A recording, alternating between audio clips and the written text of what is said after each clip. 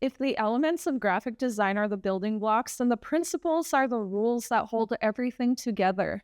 Balance, contrast, hierarchy. These are the things that make graphic design feel right, even when you can't quite explain why. So in this video, we are unboxing the complete set of graphic design principles. It's the why behind the wow. Whether you're new to design or refining your craft, this is where your visuals start to make sense on a deeper level. So let's dive in. Picture this. You are walking down the street and something bright red catches your attention. Your brain snaps instantly before you even realized what exactly it is. Why does this happen? It is because your brain is wired to detect contrast.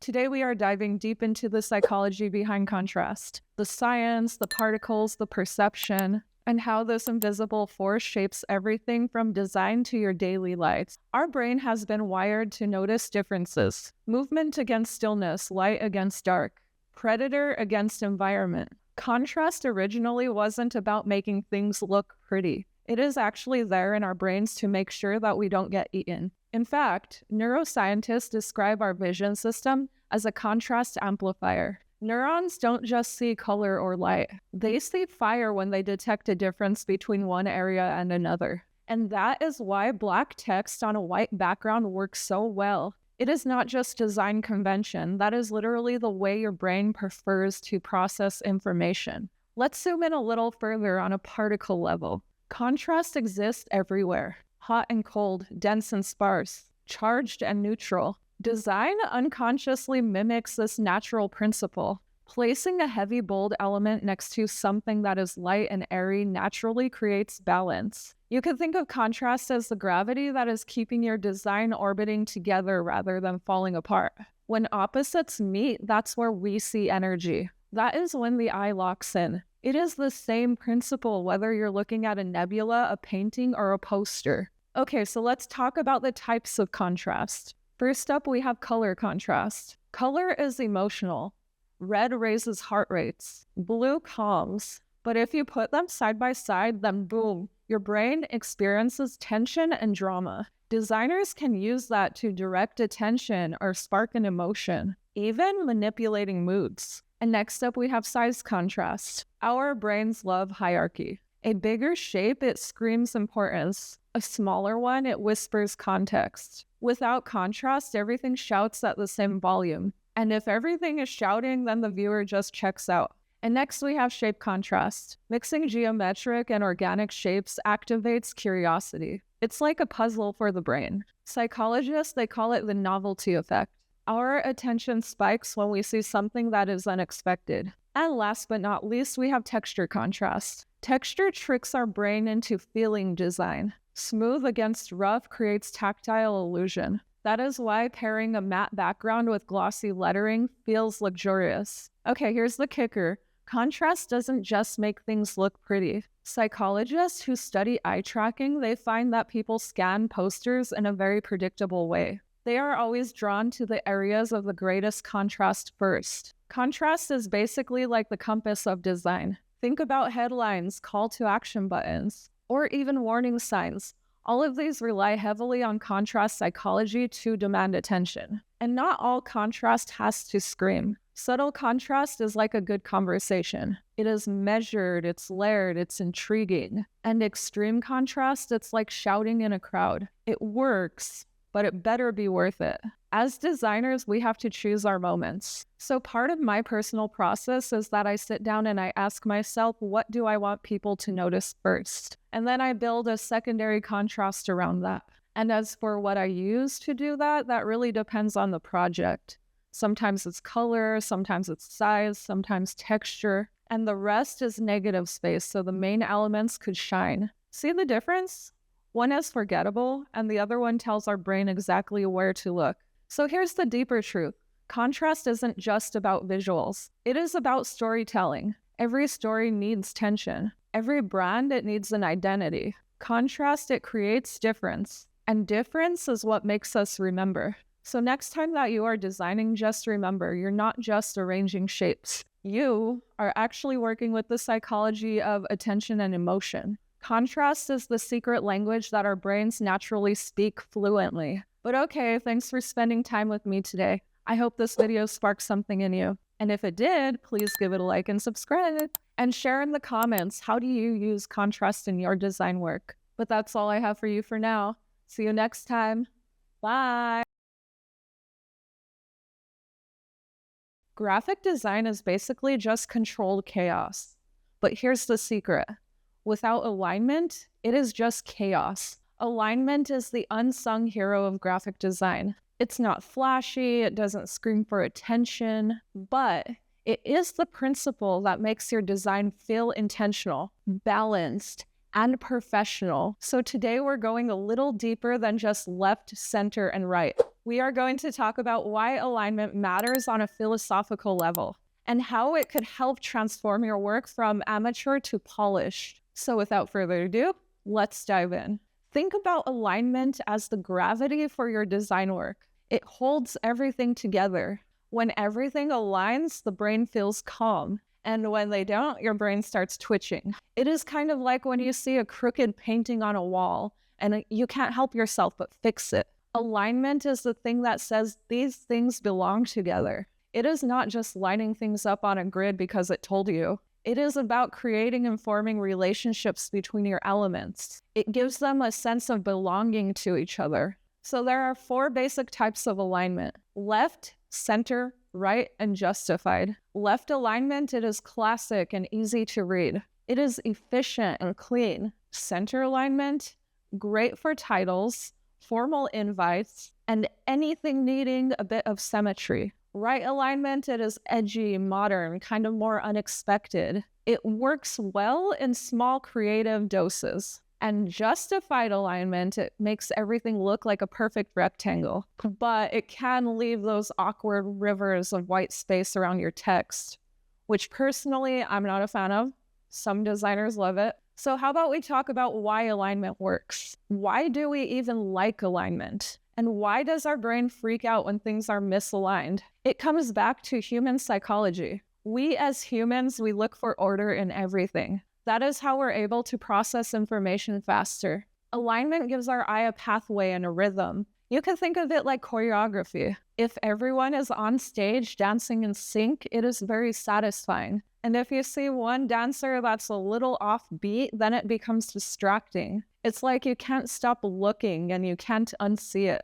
And that is exactly what misalignment feels like when it comes to design. So let's take a quick look at how alignment works in real time. Here we have a text block of left, centered, and right aligned type.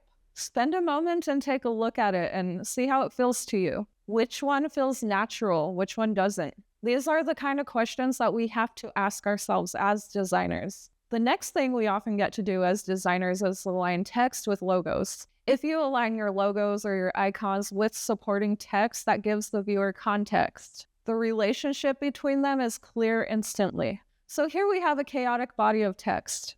The next thing we're going to do is apply a grid system to it. And let me know how that makes you feel. Can you actually see how it pulls things together? Okay, and the next thing we have to talk about is white space. Alignment isn't just edges. It is spacing. It is equal padding. It makes your work look professional and polished. And while we're at it, let's look at a few examples now. Do you see how the grid gives structure to the magazine? Or how a website feels more trustworthy just because everything lines up? Alignment isn't something that's glamorous, but it is everywhere. It separates what is designed versus what's thrown together. And here's the bigger picture. Alignment is about respect. It is respect for your viewers' time. It is about making the experience smoother. Respect for the content. You are trying to show it and it deserves clarity. Alignment teaches us that design isn't just random. More often than not, it is very intentional. And when you align things, you're literally aligning your work with purpose. Here is how I use alignment in practice. First, start with a grid and place the text consistently. Align images to the same edges. And this is the most important step. Make sure all your spacing is even. And suddenly, your design goes from messy to professional. And this is all without changing a single color or font. This is the simple, quiet power of alignment. Okay, so here's the takeaway here. Alignment isn't something that screams for attention, but it does whisper professionalism. It makes design feel deliberate. Next time that you're designing, ask yourself if your elements are aligned, or are you making the audience do extra work? Thanks for hanging out with me today. I hope this gave you a new perspective on alignment. Hit the like button and subscribe for more design deep dives because I make videos just like this every single week. And tell me in the comments, what is your biggest alignment pet peeve? That's all I have for you for now. See you next time. Bye-bye. Imagine walking into a bookstore. Romance novels are mixed with cookbooks. Horror is shoved between self-help. And the children's section, never heard of her. It is total confusion. That's what bad proximity feels like in design. Today, I am going to show you how to Marie Kondo your layout so everything sparks clarity. Hi everyone, welcome back to my channel. My name is Candice Bobchak, and today we're tackling a design principle that doesn't sound that glamorous, but trust me, it makes a difference. Between organized genius and absolute chaos, there is proximity. So, let's get into it. So what exactly is proximity in graphic design? In simple terms, it is about how close or how far apart elements are from each other. By grouping similar elements together and separating the ones that don't relate to each other, you make your design clearer for the viewer. Things become more cohesive and a lot simpler to read. Back to the bookstore analogy. Books are grouped together by genre. It makes it easy to find what you want, right? Now imagine books scattered randomly throughout the shelves. That is complete nightmare fuel. That is what bad proximity literally feels like in graphic design. So here's a perfect example. On the left side, it's like, where do I even start? But on the right, items are grouped together logically, and your eye, it just flows. That is the magic of proximity. So how do we get good proximity in our design work? Here are a few quick key tips. Tip number 1, group related items together. Keeping similar items together lets the viewer know that they belong. Tip number 2, use spacing wisely. Consistent gaps between groups help separate sections. Use our good friend hierarchy. Make the important stuff stand out and related details stay close. And last but not least, alignment. Align elements in a group together to make them look sharper. Okay, so here's a quick demo. Watch how the scattered flyer transforms. Just by grouping text with its related images and tightening the spacing, suddenly it's clean, it's easy to read, and way more professional looking. So remember, proximity isn't just about making things look pretty. It is about giving your audience a clear roadmap. Keep related items close and give space to unrelated ones. Your design will instantly feel more polished and professional. If you want a deeper dive on more practical examples of how to use proximity, I have a video on that as well. You can watch that after this. Okay guys, and that's all I have for you for proximity in graphic design. It is simple, powerful, and kind of a game changer. At least it is once you start using it intentionally. If you found this helpful, don't forget to give this video a like. Subscribe for more design tips just like this because I make videos every single week. And let me know in the comments, what's the worst cluttered design you've ever come across? You know I love a good design horror story. Okay, thanks for watching. I'll see you guys in the next one. Bye-bye. What if I told you that every design that you ever looked at, every ad, every poster, every website, even this video right now, has already decided what you notice first, before you even realize it? That's hierarchy. And while hierarchy sounds like one of those boring design terms that professors toss around to you at class, it is actually an invisible force that is shaping how you see the world. Today, I want to give you a new perspective on hierarchy. Not the usual make the headline bigger than the body text version, but the philosophical side. Why hierarchy works in graphic design, why our brains crave it, and how us as designers wield it almost as if it's a superpower. So grab yourself a cup of coffee and let's get into it. Think about the last time that you were at a museum. Maybe at first you walked into a room full of art, and at first maybe it was a bit overwhelming, but then bam, one painting grabs your attention and you walk towards it. Maybe it's the lighting, the size, the frame, Something told your brain, start here. That's hierarchy. It is like that invisible tour guide that tells you where to look first. Without hierarchy, design is just noise. Without hierarchy, design would just be design. All the elements would be screaming at you at once, all at the same volume. And with hierarchy, it becomes a guided experience. It has rhythm, it has order, it has meaning. We as designers, we talk about hierarchy as a pyramid. At the top, the most important element, and usually it's a title or a headline. And then after that comes your supporting info, subtitles, imagery, and at the very bottom, details like body copy or footnotes. But let's expand this idea, because hierarchy isn't just about text. It applies to everything, imagery, buttons, even the white space. It is like an orchestra. The violin might carry the melody. They are your headline, but without the cellos and percussion, aka your supporting elements, the piece feels flat. Hierarchy is like the conductor who decides who plays loud, who plays soft, and when to pay attention to what. Okay, so let's get into the philosophical part. Why does hierarchy work on us? It is because we as humans, our brains crave order. We are naturally wired to find patterns. We naturally put things into sequence. And without hierarchy, our minds panic. They don't know where to start. Gestalt psychology actually studied this. Humans look for clarity in chaos. We want to know what's first, what is second, and what follows. We want to know what matters most. So every time that you design, you're not just arranging visuals. You are creating a worldview. This matters more than that. And when you really think about it, that's kind of a wild responsibility, right? Okay, so now let's ground this in the practical. How do you actually create hierarchy? Well, guess what? You have 5 main tools in your kit: size, colors, font, placement, and white space. So let's break them down. First up, we have size. Big text equals big voice. It is really that simple.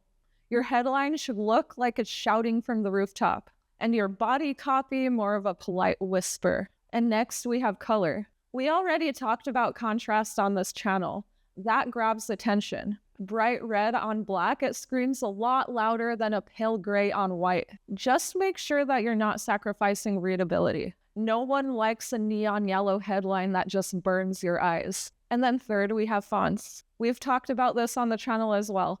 Fonts have personality. A bold sans serif, it might be your loud, extroverted friend. A delicate serif font might be your calm, intellectual one. And if you pair them together, you're basically casting roles. It's like you're a director of a play. Okay, and number 4, we have placement. Where you put something, it actually really matters. Western readers tend to scan a page in a Z pattern or an F pattern. Headlines often go on the top left, but you could break that rule if you're intentional about it. The placement of where your elements go is like stage direction. You're basically telling the reader, enter here and exit here. And number 5, white space. This one is so underrated. Sometimes the loudest thing that you could do is nothing. Giving something some space, it makes it feel more important. Just like in music, sometimes if there's a bit of silence, it makes the next note hit even harder. Movie posters, they tend to give you the title in bold.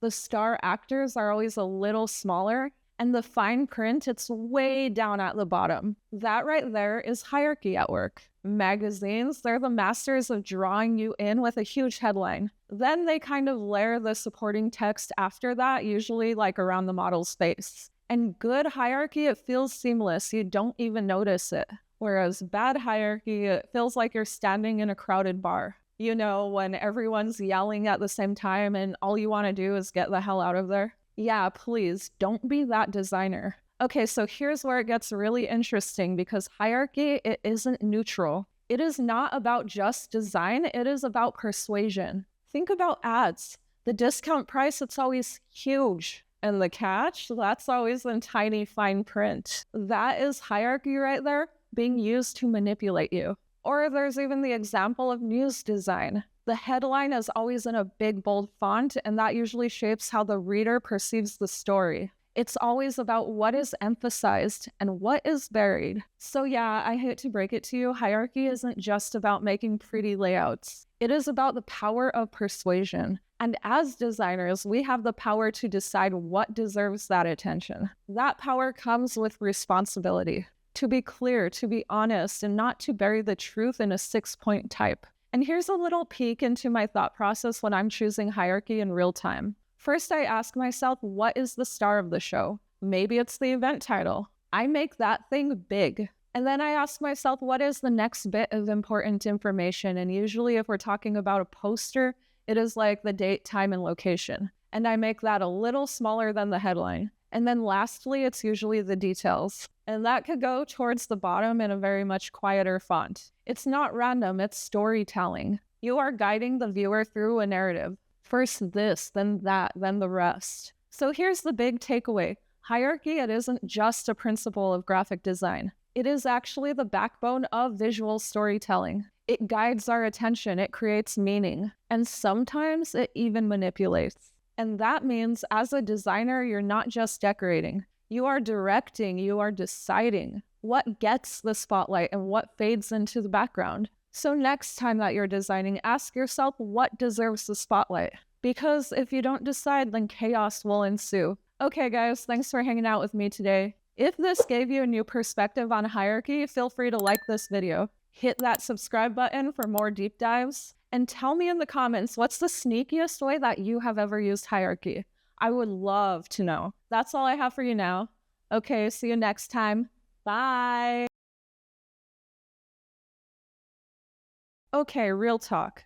Have you ever looked at a design and it just felt like weirdly uncomfortable, but you couldn't quite figure out why? Like something was off, but you couldn't quite put your finger on it. 9 times out of 10, the culprit is balance. And trust me, once you learn how to spot it, then you'll start seeing it everywhere, whether it's design, art, or even in your daily life. So what is balance in graphic design? It is the distribution of visual elements that feels stable. Balance is harmonious and it's pleasing to the eye. You could think of it like a seesaw on the playground. If one side's too heavy, then it will tip one way and vice versa. But when both sides are just right, then it's smooth sailing. In graphic design, balance is the same exact concept. The only difference is rather than human beings, it is a balance of color, shape, and text. And here's the really cool part, there isn't just one type of balance. Designers tend to have 3 different approaches just with their own meaning and message. First up, we have symmetrical balance. This is where both sides of the design mirror each other. It feels formal, solid, and dependable. Like, for example, walking into a courthouse and seeing a classic painting. It says, stability lives here. And next we have asymmetrical balance. This is where both sides aren't identical, but they still feel equal. And this is because they hold similar visual weight. An example could be maybe one large shape balances 3 small others. This is more dynamic, modern, and flexible. It feels more like jazz compared to a marching band. And next we have radial balance, which is exactly how it sounds. Everything radiates from one central point. You could think of mandalas or flower petals. It is like a sunburst in design. It is less common, but once you use it, it pulls your eye right to the center. Okay, so how could you actually achieve balance in your work? First is with our good friend contrast. Balance heavier visuals with lighter ones. You could use the elements like size, shape, or color. Give your design breathing room with negative space. It is not empty. It is powerful. Or you could balance your design work with things like alignment. When elements are lined up, then the eye feels grounded. Or you could use things like proximity. Group related items to avoid clutter. Okay, so let's do a quick live demo. Here is a design that feels off.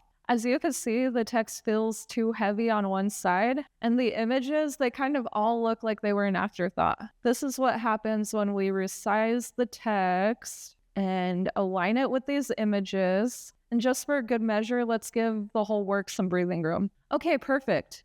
Now there's a lot more breathing room. The weight feels more evenly distributed. The eye flows more naturally and it looks more intentional. Balance is another one of those invisible forces in graphic design. You don't notice it when it's there, but that's the beauty of it, because you definitely feel it when it's missing. And honestly, it's a principle that sneaks its way into life too. work-life balance, creative balance, even emotional balance. It is all connected. So when you're designing, think like a tightrope walker. Every step matters, and it's about finding that sweet spot. And when you do, everything just feels steady. Okay, guys, and that's all I have for my philosophical video on balance. If you're looking for more of a deep dive, you could check out my other video on it. It is a simple idea with powerful impact. And if you found this helpful, hit that like button. Subscribe for more design videos just like this because I make these every single week. And drop it in the comments. What kind of balance do you naturally gravitate towards? Is it symmetrical, asymmetrical, or even radial? Okay, thank you so much for watching. I'll see you next time. Bye. That's the full collection, the complete box set of graphic design principles. When you combine these with the elements, that's where the real magic happens. Your ideas stop just looking good and communicate visually. So take these principles and play with them. Break them on purpose and make them your own. And hey, if this helped you see design differently, don't forget to give this video a like. Subscribe and go ahead and share it with your design buddies who need a little bit of clarity. Until next time, keep designing with intention and maybe a little touch of rebellion, but that's all I have for you for now. See you next time. Bye.